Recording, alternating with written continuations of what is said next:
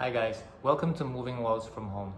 This is a video series that we put together to celebrate our anniversary. We'll be speaking to a few of the leaders and reflecting on the past few years and how far we've come along.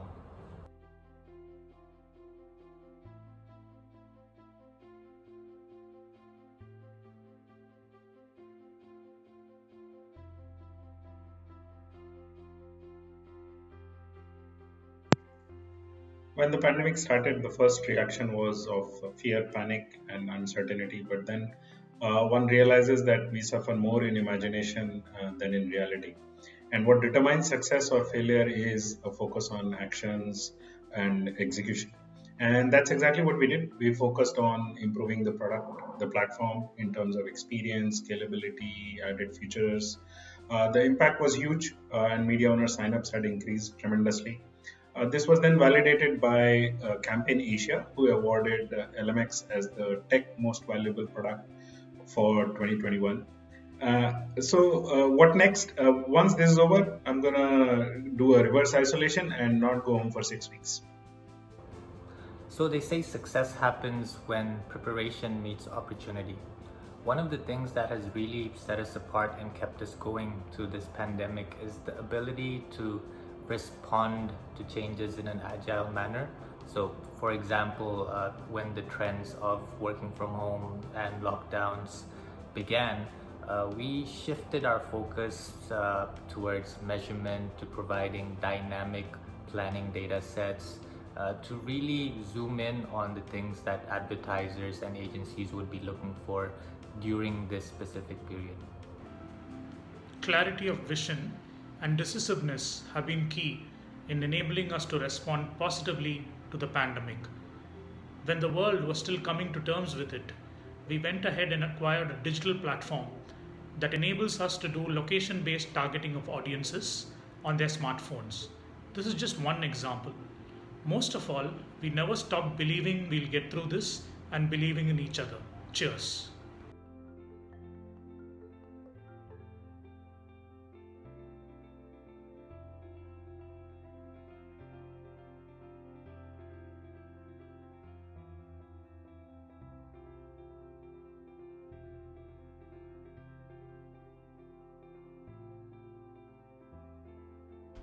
There are a few ways you can look at it. I think at the first level, when we created this almost 5, 6 years back, it was a feeling of loneliness.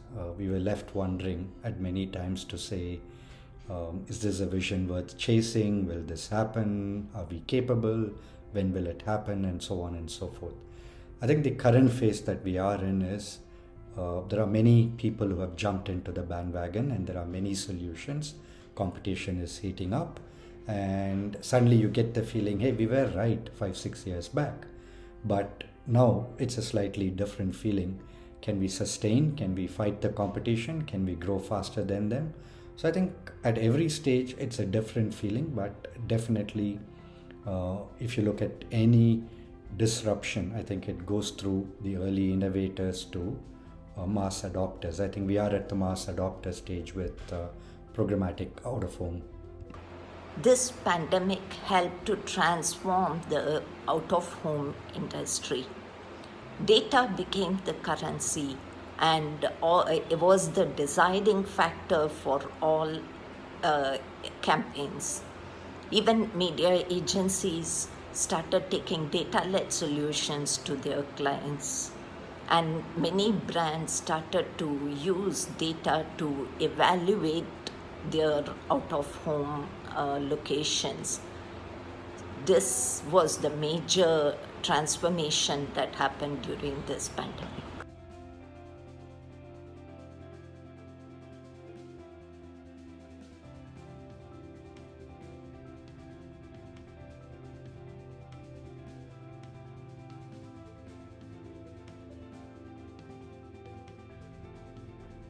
Yeah, the glass is always half full or half empty, but let me focus on the advantages that we had.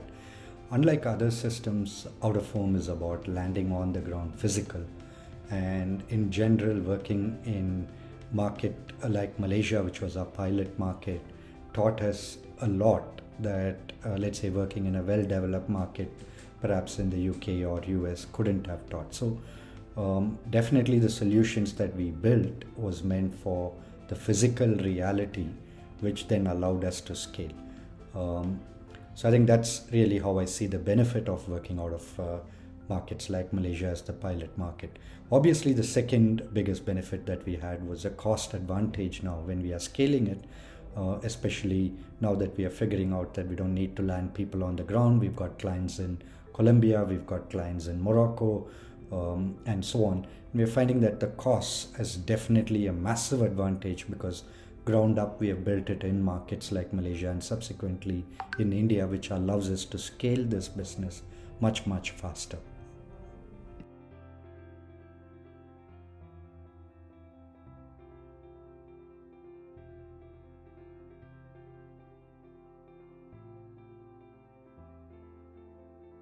Hi, I'm Sarala. I'm the HR manager of Moving Walls. Yeah.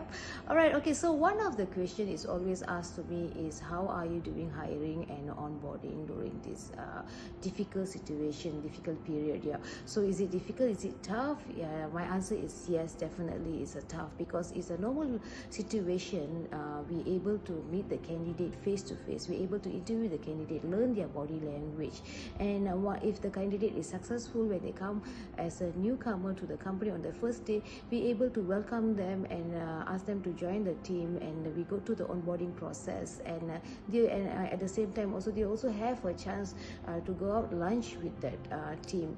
So these are the things we could not make it when we are going to hire and onboard any new people when they come remotely during this tough period. So there's a lot of processes came in after the pandemic, whereby when we are going to interview the person, how many rounds of interview we supposed to do, is it necessary for them to on the camera, and any other additional things they need to do, any other assignments need to do we need to do the personality test, and how strict are we going to do the reference check, and once the candidate successfully hired remotely, how are we going to bring them on board. So normally what we will do, we come up with a 2 weeks process. That is an intensive 2 weeks process, whereby in that 2 weeks of onboarding, they have one-to-one session which each of the market heads, each of the platform heads, each of the product owner, and also each of the enablers like HR, finance, and marketing. And on top of that, we also came up with a 30, 60, 90 days plan to make sure they are aligned with the company goal. And also on top of that, we also have a daily stand-up session which we call as a PPP, plan, progress, and also problem. What is the plan are you going to do today, and what is the progress have you done since yesterday, and what are the problems you're facing. So if you ask me if it's tough, yes, but is it doable? Yes, we can do it in a proper manner and keep the momentum safe.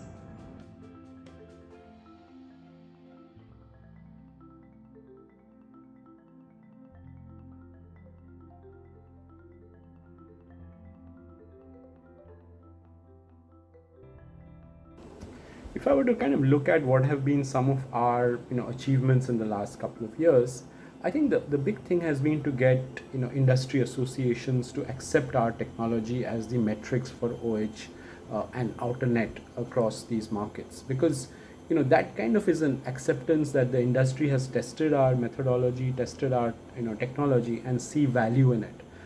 And that acceptance, and today 3 markets in the world, Singapore, Philippines, Nigeria, the industry associations have actually accepted our solution as the de facto industry solution for tracking out of home and outer net in these markets. So I think that's quite gratifying to see that industry associations have done that, and we are also seeing a lot of private enterprises, whether it's agencies, media owners, are also following through and using our platforms and solutions in their process for tracking audience measurements, for OH planning, for buying, for managing the inventory. So that's very gratifying and very reassuring and satisfying to see that changes.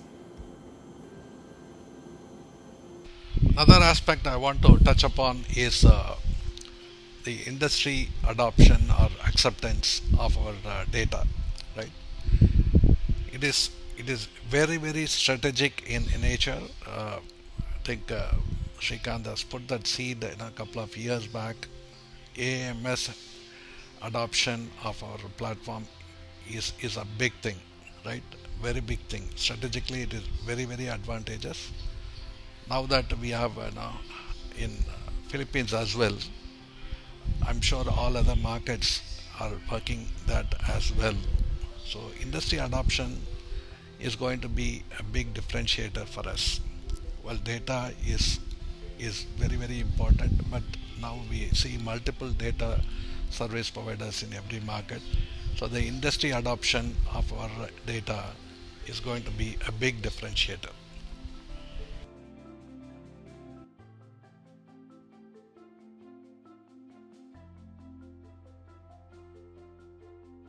COVID has actually changed the way people are looking at audience measurement, because earlier things were predictable. People sort of assumed that this would be the way audience would be available at this time of the day at this place.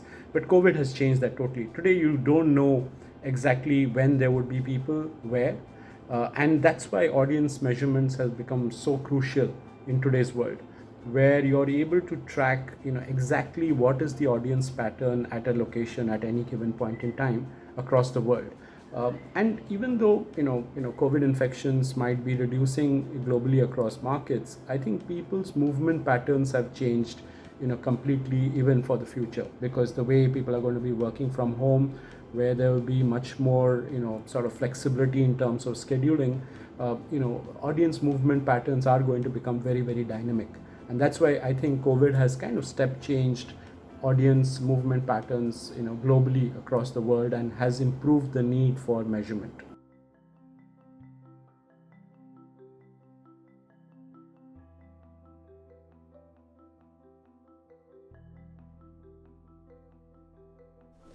During this pandemic, everyone realized technology is the key, and so to in this manner specific to the Malaysia media owner, they also realized there is a technology which can take us to the next level.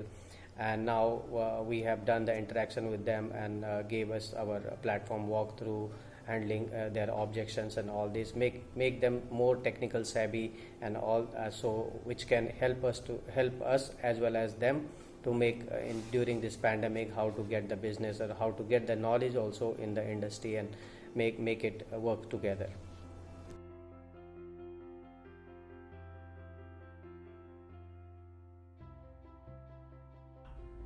I guess the one belief would be belief in each other. Biggest accomplishment, I think the biggest one is that we have not stopped saying this is the biggest accomplishment. I think every month on month, week on week, quarter on quarter, I think we've been conquering new accomplishments bigger than the previous one. Biggest current challenge, no second guesses here. Obviously, it's revenues caused through COVID.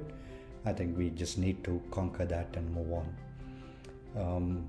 I would say hybrid is the best way to move forward. It gives us enough face time, but at the same time, flexible working hours and flexibility to work from anywhere, perhaps. And what is that one market? Obviously, the hardest market from where we are is the US.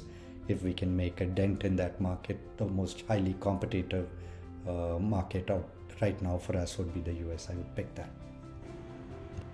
Okay, this really feels like one of those celebrity rapid fire rounds in Coffee with Karan.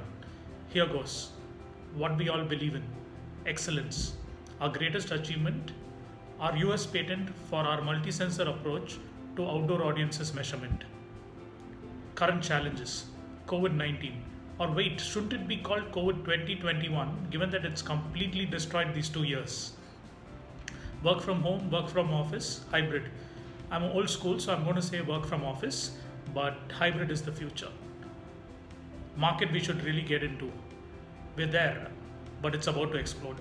Africa. That would be change is the only constant.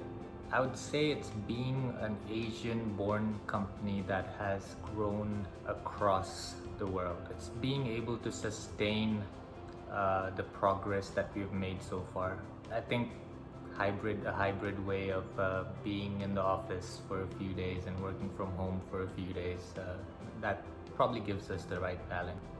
East Africa, simply because I was raised there, grew up there, would love to be back there. Adaptation is the valors which all share together, respond to changes. The biggest accomplishment is our product is specific in SSP, DSP in real time manner. Biggest challenge what we are facing today is the motivation in team and keeping team together. Yes, hybrid is the model which I feel it's going forward. We should have hybrid model, and the new market where we supposed to go. We should explore Russia, since we have some of the deal start coming from there. So I think Russia is the best. Hi, moving wallers. Happy anniversary. All my love is coming out of my head. Happy 5th anniversary to all of you. The next 5 years going to be fantastic, and our 100 million dream will happen. Stay put.